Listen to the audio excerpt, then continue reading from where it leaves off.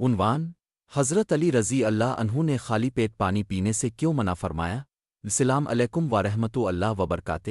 آج کی یہ کہانی ہے حکمت کے اس دریا کی جس کا نام ہے حضرت علی ابن ابی طالب کرم اللہ وجہہ، باب العلم، علم کا دروازہ، جن کے ایک ایک قول میں صدیوں کی بصیرت چھپی ہے۔ یک دن حضرت علی رضی اللہ عنہ نے اپنے شاگردوں سے فرمایا، صبح کے وقت خالی پیٹ پانی نہ پیا کرو، یہ جسم کے لیے نقصان دہ ہے۔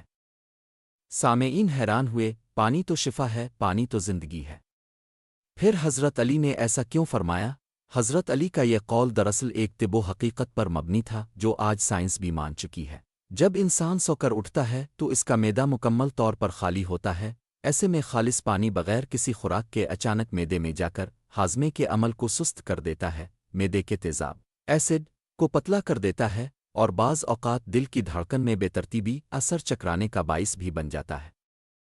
قدیم ادبا کہتے ہیں، خالی معدے میں ٹھنڈا پانی زہر جیسا اثر پیدا کرتا ہے، اسی لیے حضرت علی نے صبح اٹھ کر خالی پیٹ فوراً پانی پینے سے روکا تاکہ جسم کا قدرتی نظام متاثر نہ ہو۔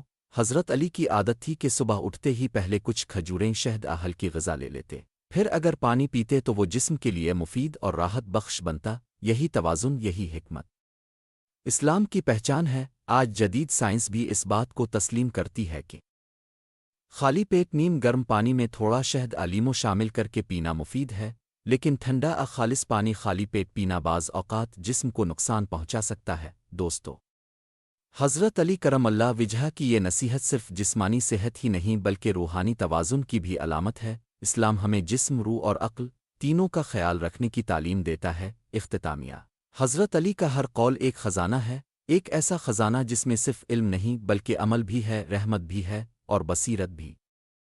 اگر آپ کو یہ معلومات پسند آئیں تو اسے آگے ضرور شیئر کریں تاکہ دوسرے بھی فائدہ اٹھا سکیں۔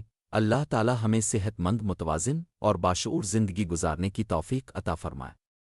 آمین۔ والسلام علیکم ورحمۃ اللہ وبرکاتہ۔